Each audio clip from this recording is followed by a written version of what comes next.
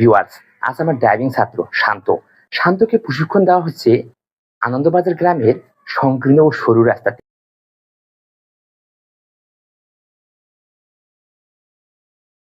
শান্ত, সামনে দেখো, একটি ভ্যানের লোড আছে, মালামাল আছে। তাহলে এই ভ্যান চালক আস্তে আসতেছে।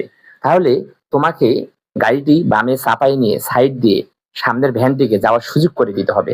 যেহেতু লোড ভ্যান, এই মানবতা তোমাকে দেখাইতে হবে। বুঝতে পারছো? খুব সুন্দর হয়েছে। এই যে তুমি লোড ভ্যানকে সাইড দিছো, তোমার গাড়িটি বাম পাশে চাপাই নিছো, গতি কমাইছো, খুব সুন্দর হয়েছে। এভাবেই তুমি গাড়ি চালাবে। বুঝতে পারছো?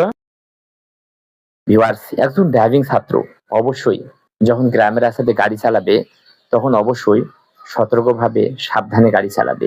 কখনোই তাড়াহুড়া করবে না, কখনোই জোরে গাড়ি চালাবে না, আস্তে ধীর গতিতে গাড়ি চালাবে। গ্রামের রাস্তা, হঠাৎ করে কে কখন গাড়ির সামনে আসবে বলা যাবে না।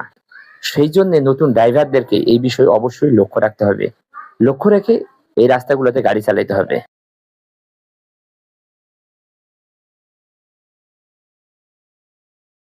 শান্ত, যখন তুমি গ্রামের রাস্তাতে গাড়ি চালাবে তখন তোমাকে অবশ্যই ডানে বামে বাড়িঘর থাকে।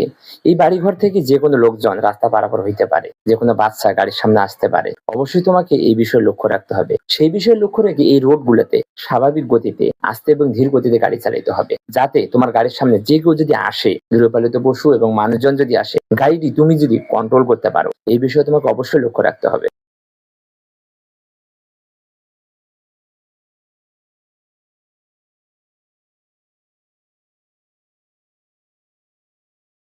ভিউয়ার্স, এই ছিল আমাদের আজকের প্রশিক্ষণ। যদি ভিডিওটি একটুও ভালো লেগে উপকৃত হন তবে অবশ্যই ভিডিওতে লাইক ও কমেন্ট করতে ভুলবেন না। যারা আমাদের ইউটিউব চ্যানেলে নতুন তারা অবশ্যই ইউটিউব চ্যানেলটি সাবস্ক্রাইব করবেন।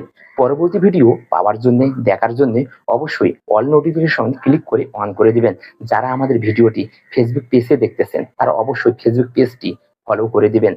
আজ এই পর্যন্তই। দেখা হবে নতুন কোনো ছাত্রকে নিয়ে নতুন কোনো ভিডিওতে। এর আগ পর্যন্ত আপনারা সবাই সুস্থ থাকুন, ভালো থাকুন। আল্লাহ হাফেজ।